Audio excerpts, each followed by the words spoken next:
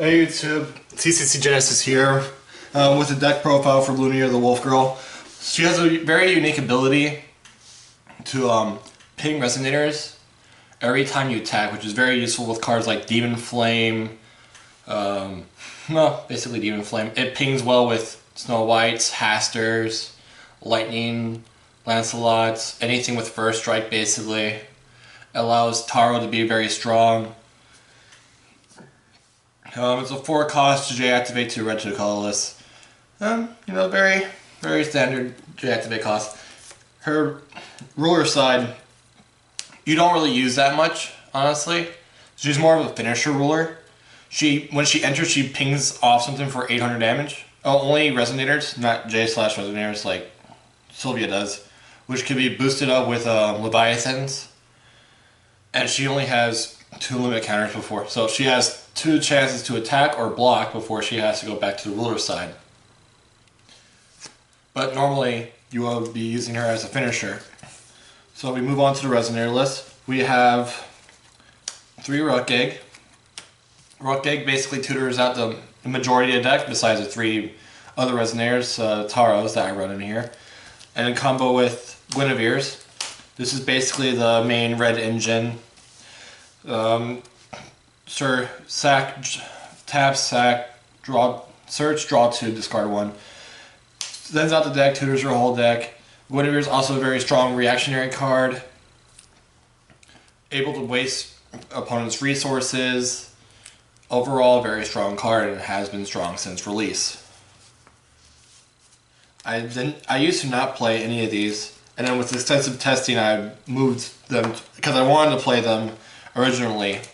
Next we go to our other 1-drops, which are Flame Sprites. Flame Sprites are a very cheap damage resonator, also very strong with synergizing itself, dealing a maximum 400 damage if you're that lucky, or just being able to ping off a creature and Demon Flame it after you attack.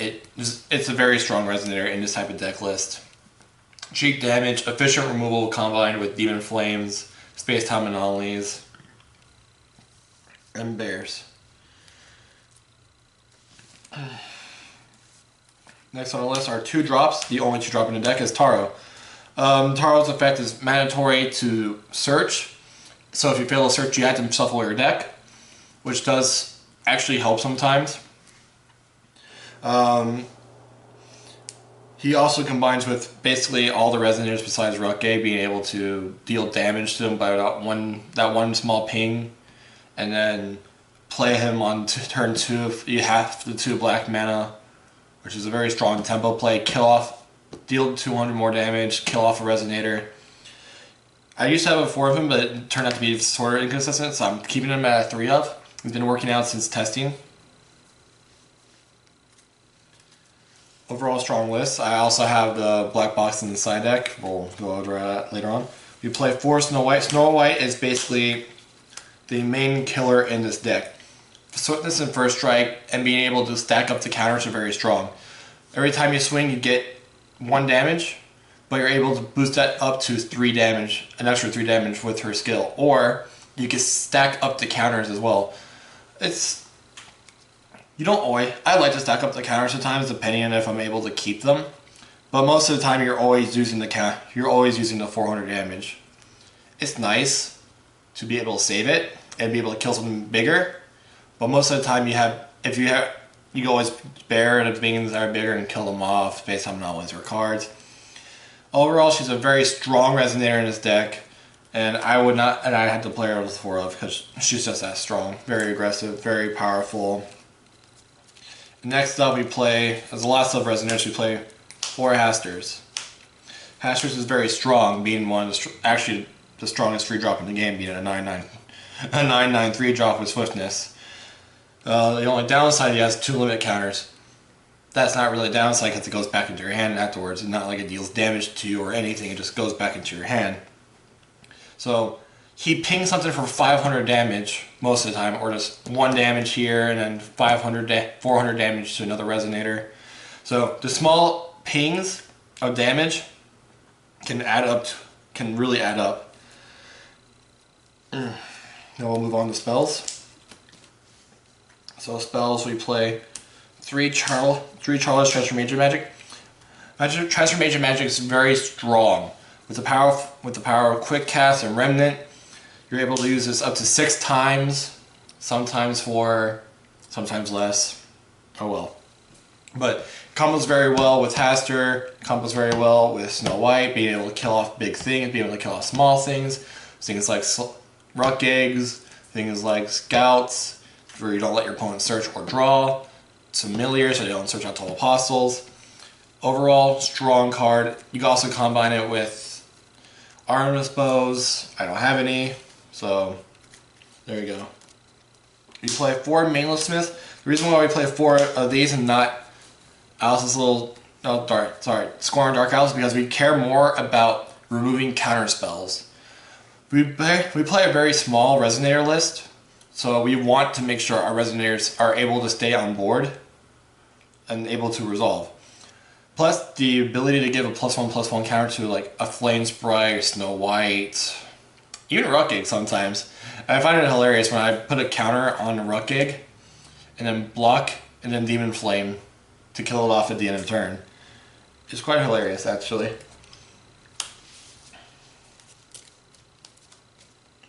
Next up, we play 4 Demon Flames. Demon Flame is 3 Demon Flames. I used to play 4, I moved it down to 3. Mainly because Demon Flame is a very strong card in this deck. Obviously, being able to kill any Resonator that you want, just because of Lunya's ability up to 100 ping, or Snow White's 300 ping, or anything, mainly. This card is basically one of the best cards in the deck, hands down. Then we play 4 of Definitely Not Thunder, Lightning Strike. Sorry, 3 of Definitely Not Thunder, Lightning Strike. Basically, to finish off things, you're able to, if you're going second, you have the Internet counter, you can ping off Mana Dorks. Finishes off your opponent quite nicely. It's just a very nice finisher card and a very nice, cheap, efficient damage card. Next, we play 3 Space-Time Anomaly. Space-Time Anomaly is there to give you draw power / kill power. It kills off J-Rulers, it kills Resonators, it just draws you a card with ability to flashback or remnant. Very overall good card in this deck.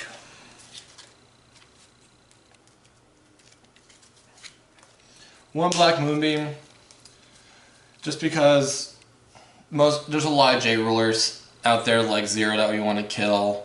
We want to kill Yogg, we want to kill Zero, Beat Scene, a Mirror Match, just in general.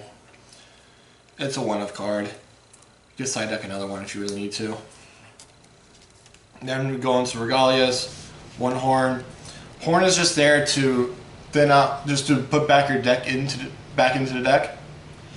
Or if you're playing against like also helps against Shions, helps against Uthers, helps against other Remnant decks that rely on Bears and Space-Time Anomalies, so you get rid of their discard. So you get rid of their discard back to the deck. Plus the +2/+2 is always nice. And then we play 2 Leviathan Swords. Leviathan gives the extra damage pump, as I explained earlier. Plus you're able to sacrifice Ruck Eggs with Leviathans if you don't have the Guinevere's. Then you just need to search out Gwyn or any Resonator mainly. It just helps out thinning out the deck and making yourself more powerful. And I forgot to do the stones, so let's do the stones now. We play 4 Scorched Bales. Scorched Bales, we rely a lot more on the red aspect. I would rely on the red aspect than the black aspect. But since we're playing a multicolored deck, we might as well run maximum amount possible. And then we run 4 Hertz Core. At first it was 3 Hertz Core and then 3 Dark Depths. But I realized that I'd rather have the extra Fire Will than the extra Blue Will. Just because I needed the, just because I hated having the turn 1, turn 2 Dark Depths. And then turn 3 sometimes Dark Depths again. It was very dead and I wasn't able to do anything after a while. this added a lot more consistency to the stone base, and I rather like it more than the other stone base. And then, as I explained before, 2 Dark Depths, mainly just because I needed to downgrade from the third one up to the upgrade to the Hertz core for the deck.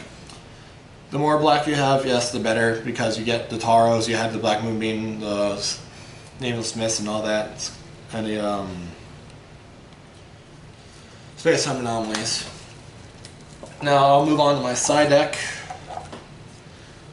I side into Ultahime because with the side deck, I side into 2 black boxes, mainly because in game 1, if they kill off Taros and then they say you to fail a search, they don't expect you to side this.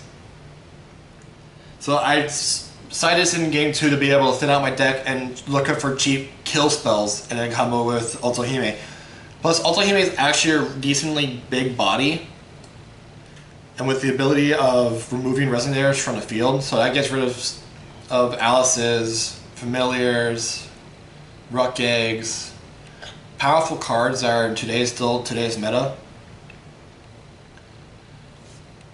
I mean, I would want to main deck this, but I still think for now it's still a side deckable card in this specific deck, but feel more than welcome to play this in other blacklists because this card is amazing.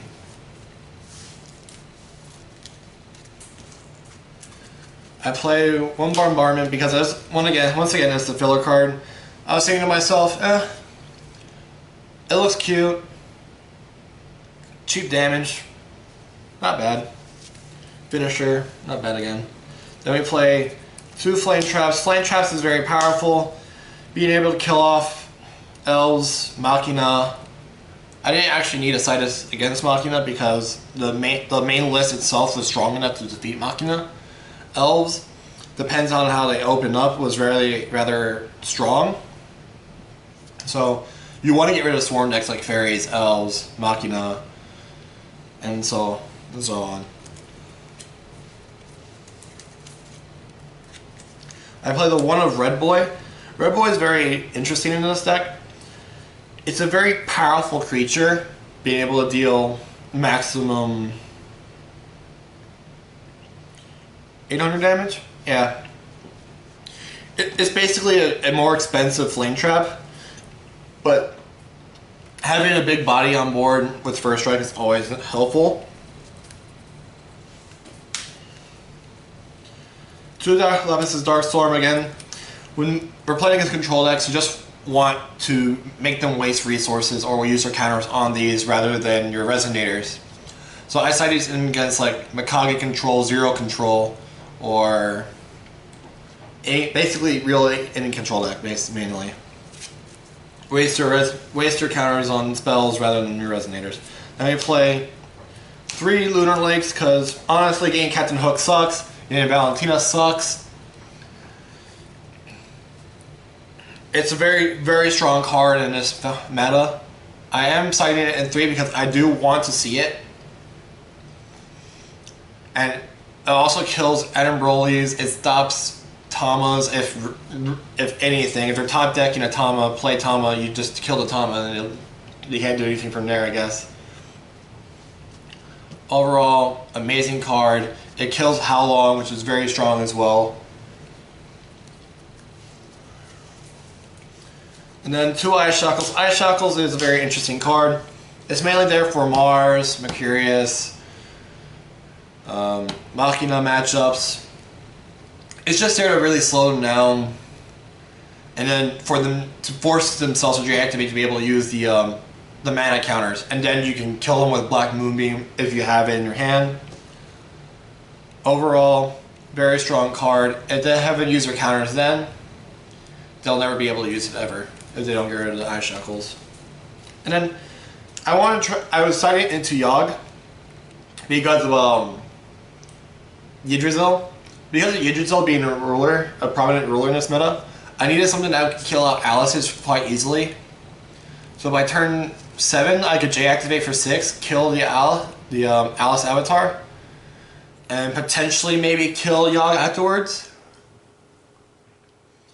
That's really all that Yogg is there for. Dark Alice might be a better side deck ruler in that case, but I think Yogg is probably better because it can come back in once he loses all his limit counters, or it's just honestly a lot easier to do than Alice having to remove 3.